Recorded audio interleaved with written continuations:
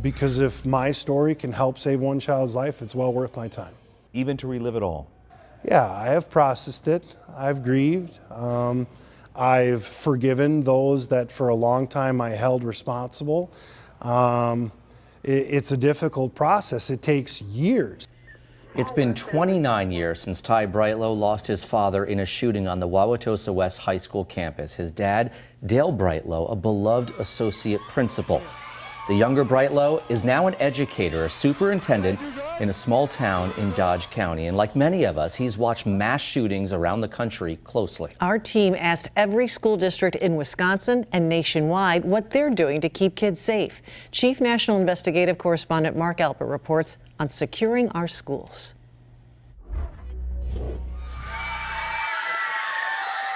When Ty Brightlow walks in the room, his students cheer. There's the bell.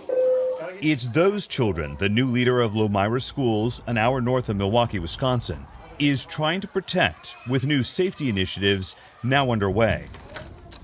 New locks being installed on the inside of classroom doors, not just the outside.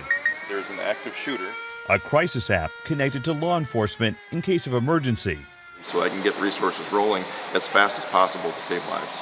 Minutes matter. Minutes always matter. Seconds matter. And security improvements to the front lobby. Safety is our first priority. Every school leader in America is now having to think about safety and security. But few leaders, I would say, have the personal experience with a school shooting that you do. Yeah. December 1st, 1993. On that day, a former student shot and killed his father, Dale Brightlow, the associate principal of Wauwatosa West High School. Ty was across the street at the middle school. He was 12. How does your dad's death in a school shooting now inform and influence how you approach school safety as the leader of a district? I think the number one piece that helps to inform me is that it could have been prevented. In fact, the U.S. Secret Service has concluded the overwhelming majority of targeted school violence is preventable. So, in a nationwide exclusive, the National Investigative Unit asked every public school district in every state, more than 13,000, what they're doing to prevent school shootings and keep kids and staff safe. Of those who responded, 1 out of every 3 do not have a district police department or school resource officer. Nearly 1 in 5 told us they have not been briefed by their local law enforcement on an active shooter response plan this year. And more than a quarter of districts acknowledged not every staff member knows what the plan is, with 13% of districts still not planning to tell them this year.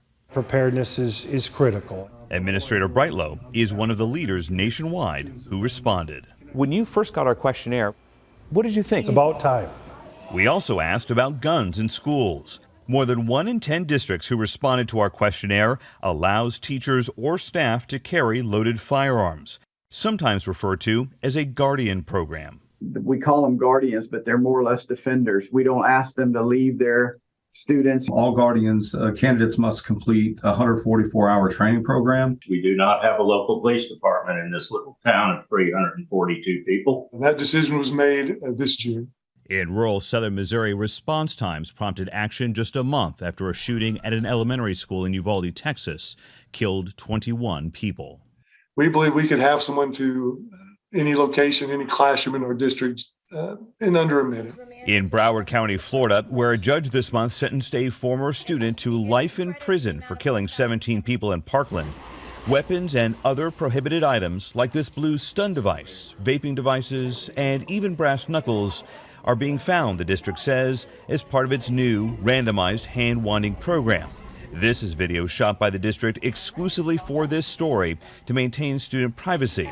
The first time its wanding of high school and middle school students has been seen publicly.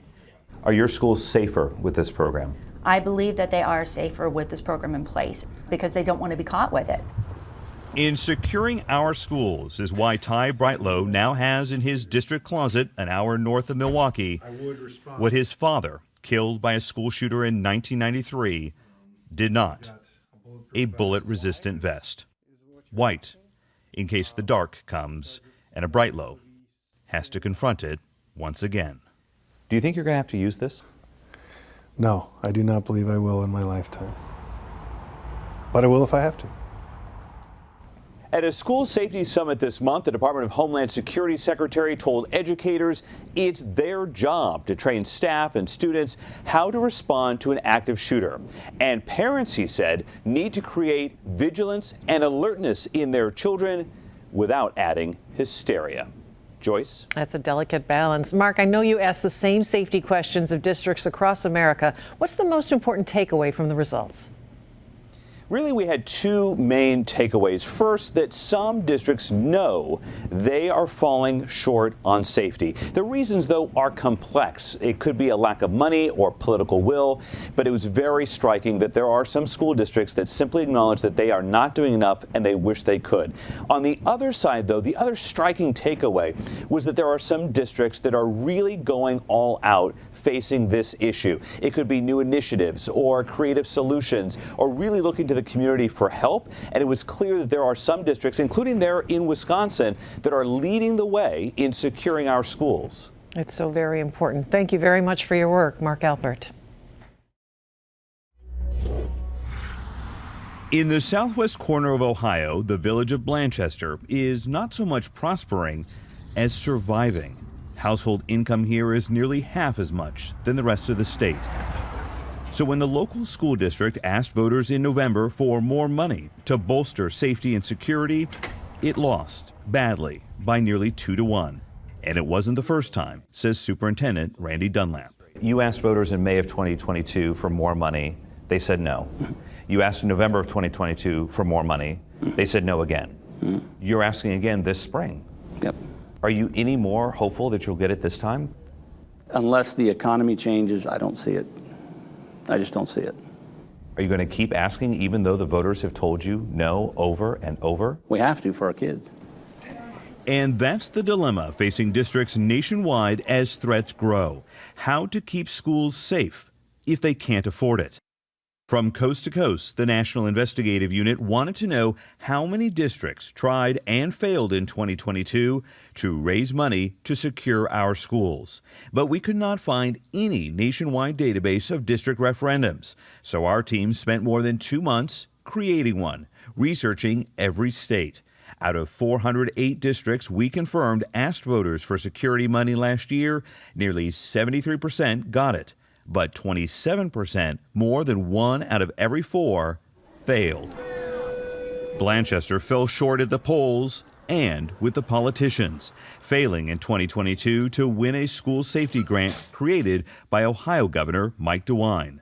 Do you feel like you're begging? At times, yeah. Begging the state, begging the voters, begging our community donors, begging anybody who might have money that can help us out. You're sort of a salesman for security. Yes. Should it be that way? No, it shouldn't. We're interviewing the governor tomorrow. Okay. And I wonder what you want to say to him. I'd just like to know if there's a plan. What's the plan? How are we going to improve safety? Look, we're here to try to help. His application for a grant has now been granted. In our interview, Governor DeWine announced for the first time publicly another $112 million for districts that previously lost out on his school safety grant program, including Blanchester.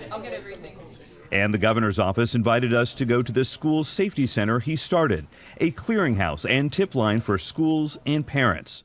In our interview, he also made this promise. We will have doubled again the number of people who are working there. Let me make sure I understood you correctly. By the end of this year, the staffing at the school safety center will have doubled. Yes.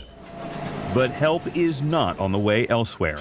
In an exclusive questionnaire, we asked every public district in all 50 states what they're doing to improve security.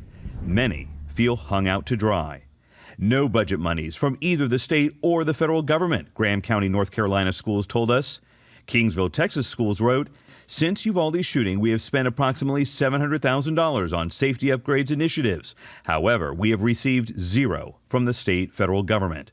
East Greenwich, Rhode Island said the biggest obstacle we face is funding. And in Gresham, Wisconsin, a 50% poverty school district, We have trouble buying needed equipment to help with an active shooter situation. It is an incredibly mixed up funding system in Wisconsin.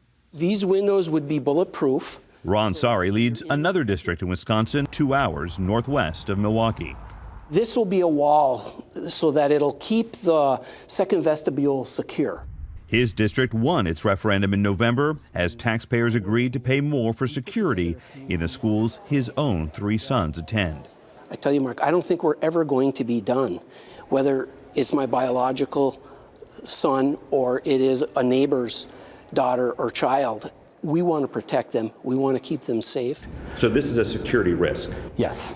And that's the lesson for districts across the U.S., including back in Blanchester, Ohio, whose superintendent says he's begging for security money, an assignment We can't stop.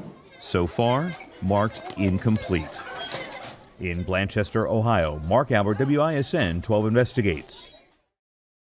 Today marks a year since the deadly school shooting in Uvalde, Texas. The governor of Texas ordered flags to be lowered to half-staff today. There was also a statewide moment of silence in memory of the victims, survivors, and their families.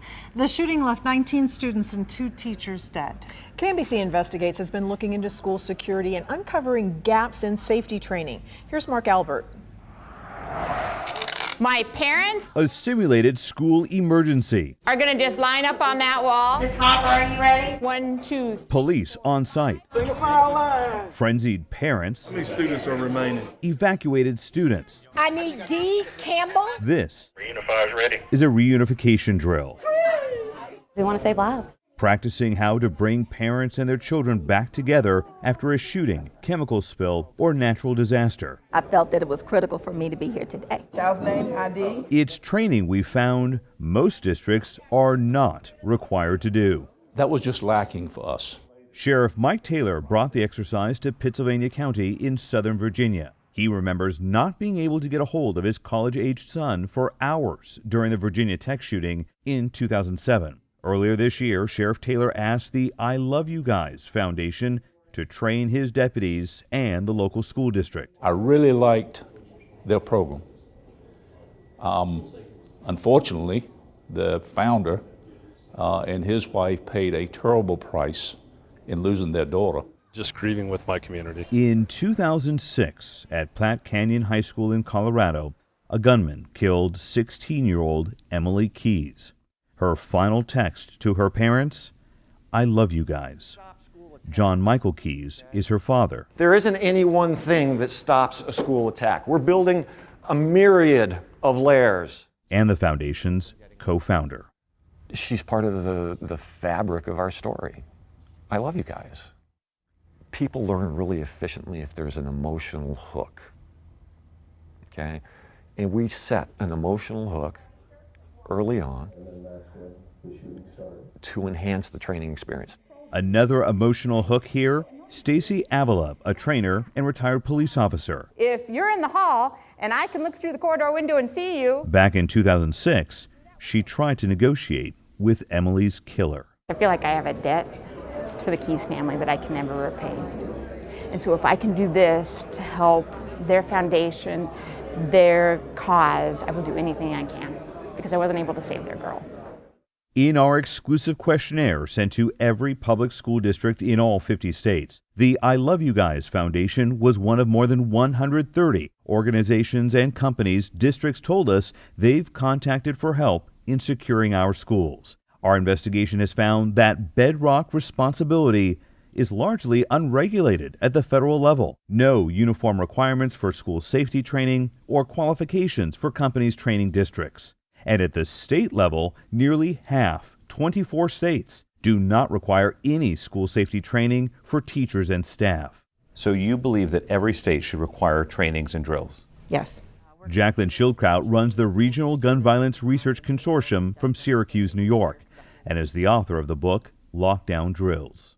If you're not providing training, if you're not providing opportunities to practice, then you're going to have more chaos when that emergency occurs. Could lives be in jeopardy because of it? Absolutely. This horrible gunman had already killed the children. Roland Gutierrez is the state senator who represents Uvalde, Texas. We spoke to him at the now boarded up Robb Elementary, where a gunman killed 19 children and 2 teachers exactly 1 year ago. The Democratic senator's bill, which he says is unlikely to pass in the Republican-controlled state legislature, would require coordinated training on how to react to school shootings and would post a patrol officer at every campus.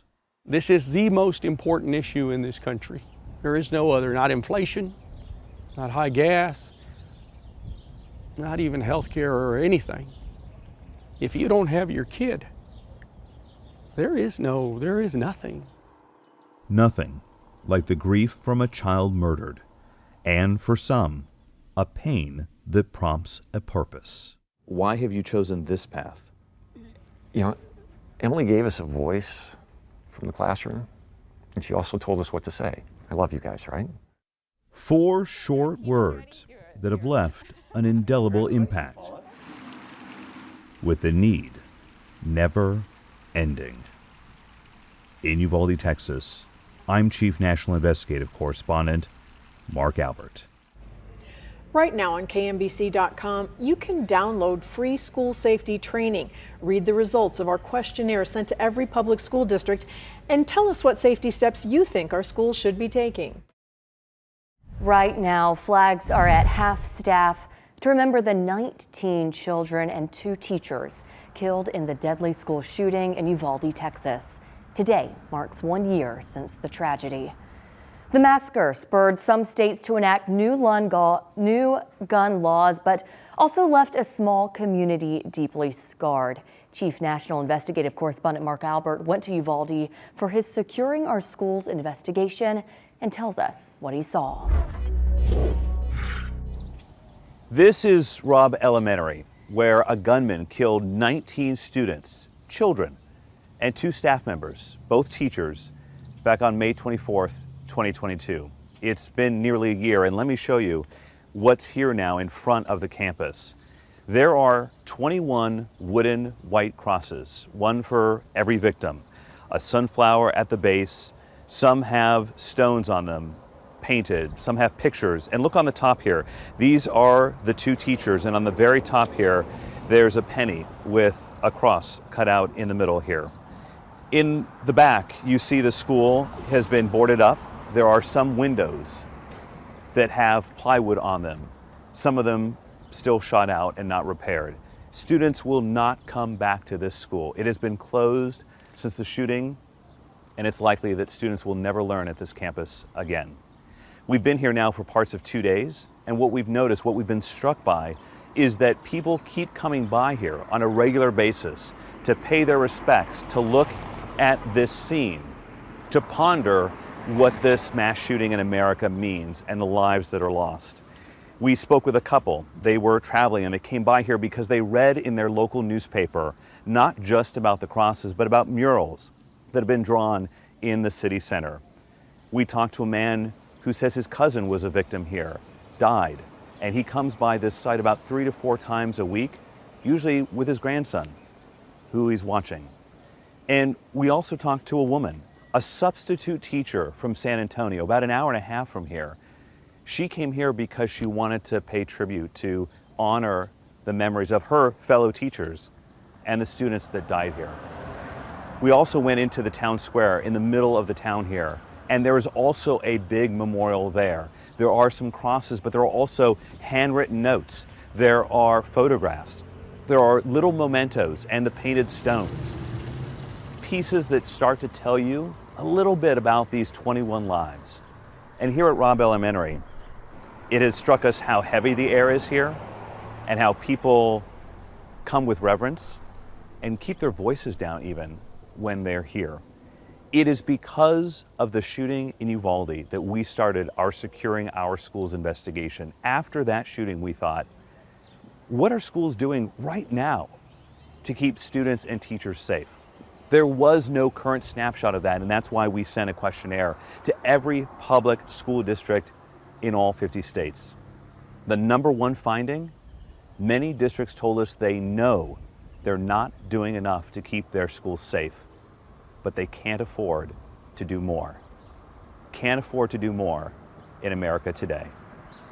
In Uvalde, Texas, I'm Chief National Investigative Correspondent Mark Albert. Our Securing Our Schools investigation resumes tonight with a deeply reported look at the training or the lack of training that our schools are getting to prepare for shooters and other emergencies. The findings of that investigation are sobering. That's tonight at 11, right here on WYFF News 4.